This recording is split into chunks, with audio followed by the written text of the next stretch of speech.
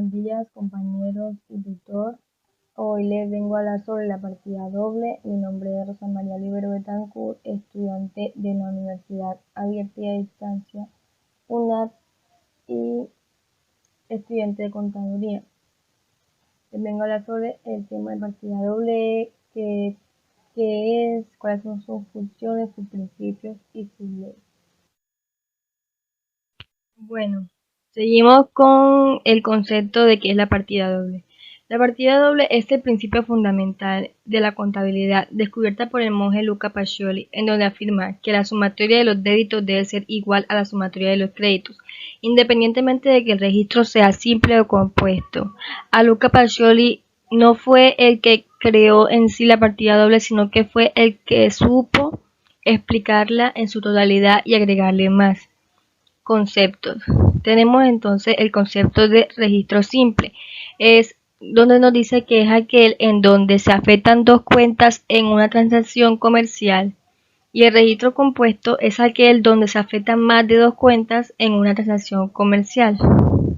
Gracias a los conceptos que nos suministra Luca Pacioli podemos entender qué es la partida doble y practicarla de la mejor manera posible. Pasamos a la siguiente diapositiva que nos dice que el concepto de la partida doble es un método contable que consiste en registrar una operación dos veces, una en el debe y la otra en el haber. Por este método, toda operación de entrada conlleva a una operación de salida, o sea que todo deudor tiene como contrapartida a un acreedor. Y los valores positivos van en el debe y los negativos en el haber.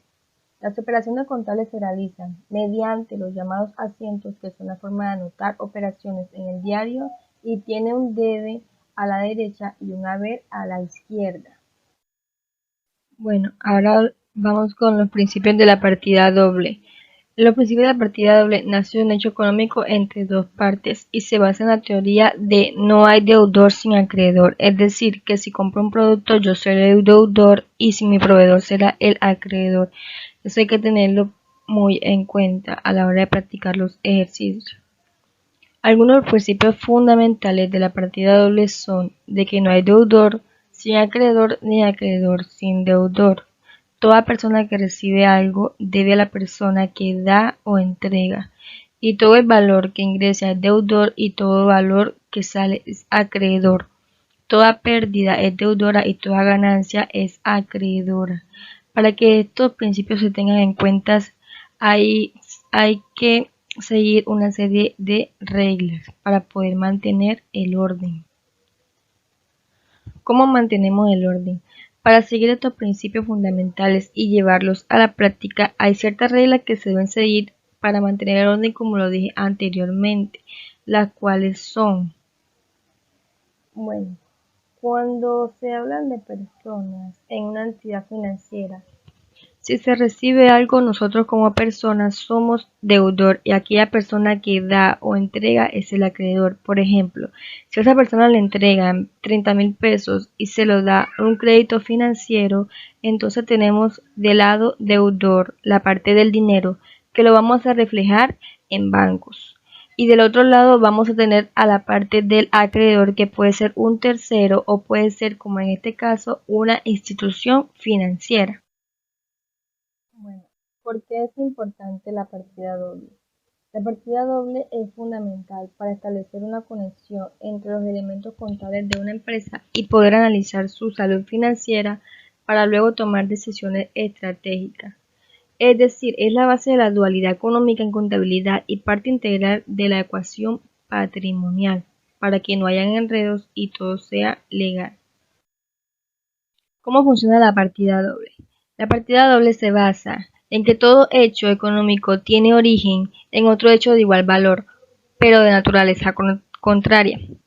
Cuando recibes dinero por una venta, debes también dependerte de un bien. Debes entregar algo a la otra parte que te entrega un dinero.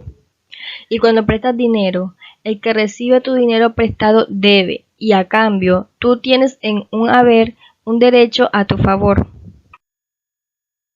¿Cómo se realiza la partida doble?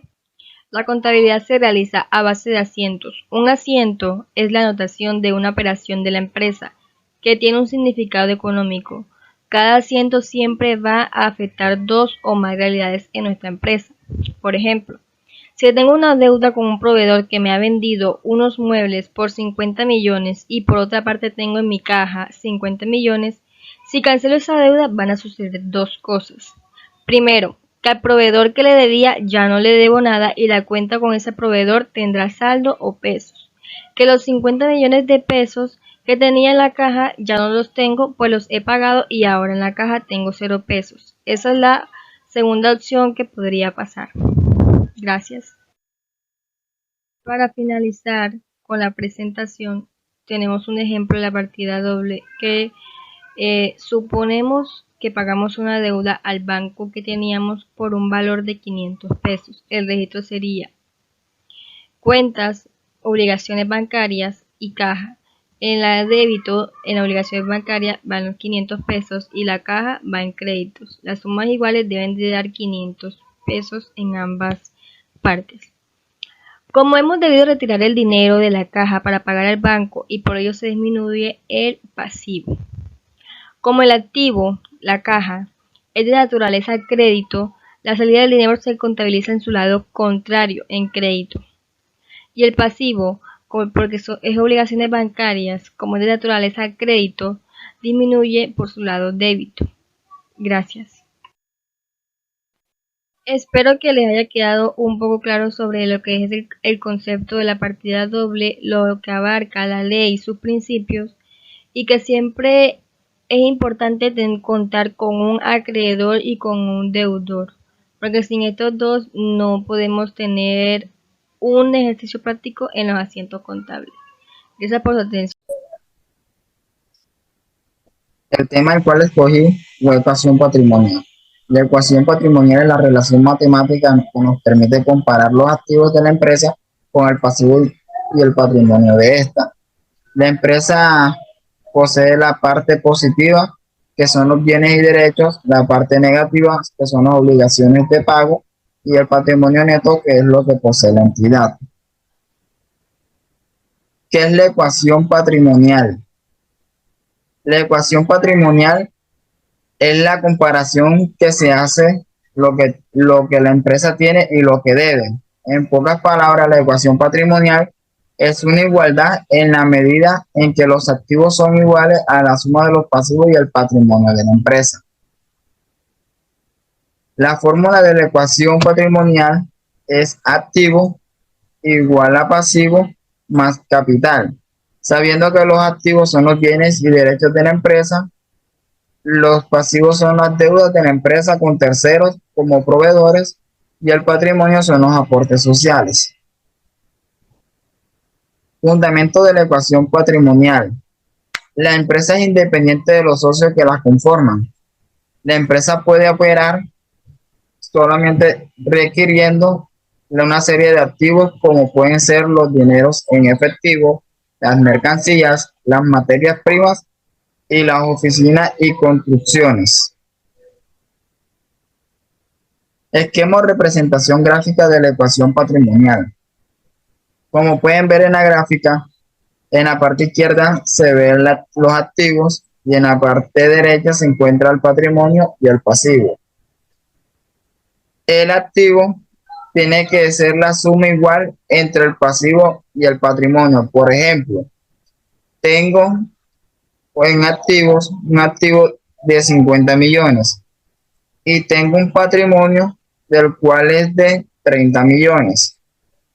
Ya teniendo estas dos variables como el monto que tengo en los activos y el que tengo en el patrimonio, se tiene que recurrir a un tercero, como podría ser a una obligación financiera para poder tener la suma igual en los activos, requiriendo que el pasivo tendría que tener 20 millones para dar una suma igual en los activos de 100 millones.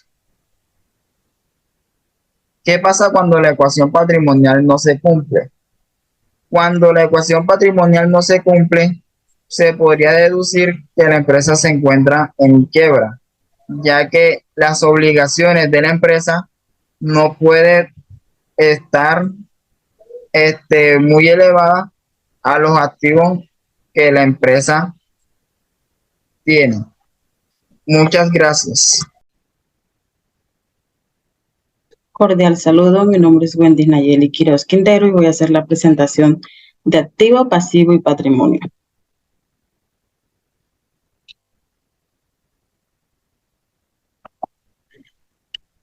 ¿Qué es activo? Son todos los bienes y derechos que tiene una empresa. Por ejemplo, ¿cuál es el activo de un comerciante si su pasivo es de 30,000 y su patrimonio neto es de 150,000? Aquí tenemos el pasivo, el patrimonio neto y nos da que el activo es de 180,000, porque para calcular el activo es pasivo más patrimonio.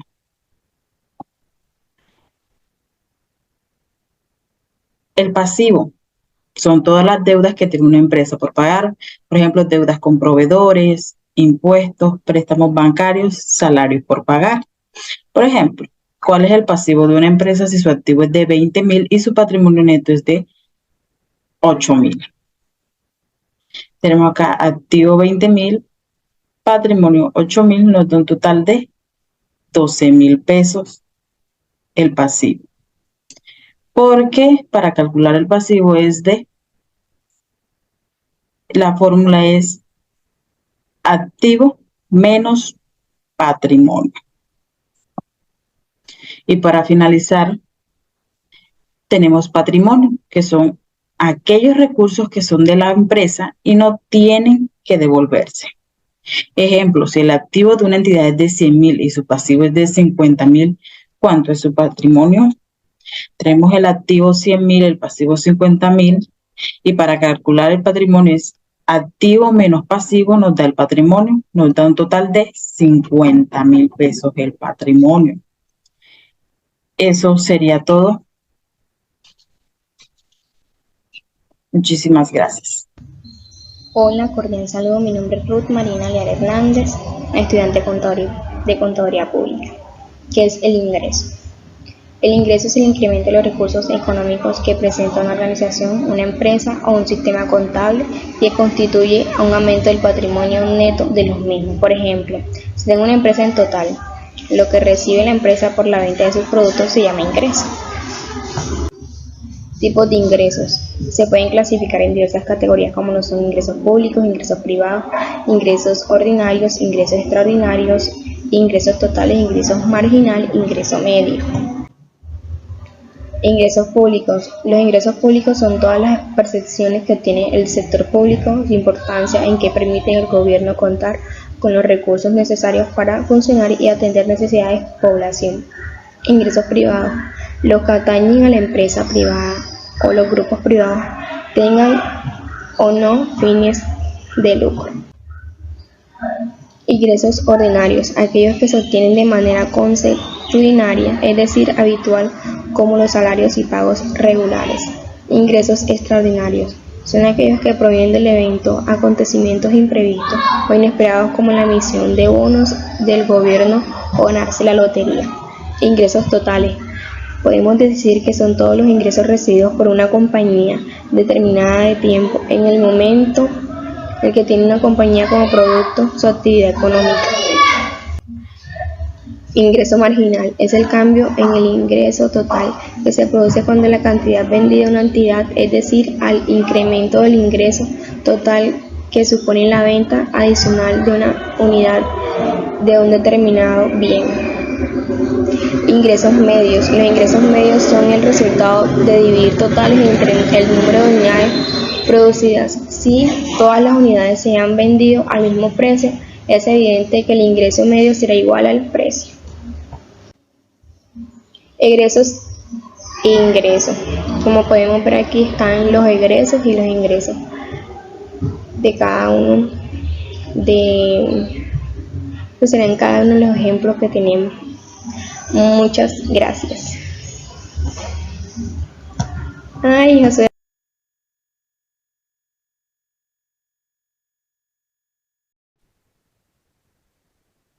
Buenas noches, mi nombre es Rosa Milena Pérez Páez, tengo 19 años, estudio Contaduría Pública y hoy hablaremos sobre los gastos.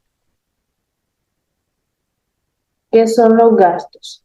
Son aquellos ingresos que salen de una empresa con el fin de pagar sus deudas, bienes o servicios, o aquellos que destinamos para satisfacer nuestras propias necesidades y son de naturaleza deudora. Existen dos tipos de gastos. En los gastos operacionales son aquellos que son necesarios para un mejor desempeño en las actividades de la empresa, pero que no se aplican directamente en la producción de bienes y servicios. Ejemplo, la materia prima, mercancías, servicios públicos, máquinas o equipos, salarios, gastos operacionales. Son aquellos que no forman parte de la actividad que normalmente ejerce la empresa, ya que no se encuentran incluidos en el presupuesto de la empresa. Ejemplo, la distribución de gastos, impuestos e intereses.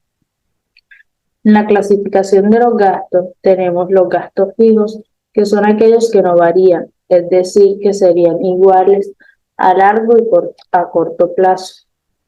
Por ejemplo, las rentas, hipotecas, créditos, impuestos, seguros y membresías. En los gastos variables, como su nombre lo indica, estos no varían. Estos varían, pueden ser en semanas o meses. Por ejemplo, servicios públicos, las comidas, el transporte y la ropa. En los gastos inesperados, estos gastos son aquellos que no contemplamos en nuestro presupuesto. Por ejemplo, accidentes u hospitalizaciones. Gastos administrativos. Es todo presupuesto que no pertenece a las actividades cotidianas de la empresa, permitiendo que la empresa cumpla con sus objetivos, dirección, organización y gestión. Ejemplo, los salarios, materiales de las oficinas, limpieza y mantenimiento. Los gastos financieros. Es todo aquel presupuesto que se cobra por las transferencias que se realizan en las empresas, cuya naturaleza es deudora. Por ejemplo, los intereses, descuentos y comisiones que cobran los bancos por los préstamos. Muchas gracias por su atención. Esto fue todo.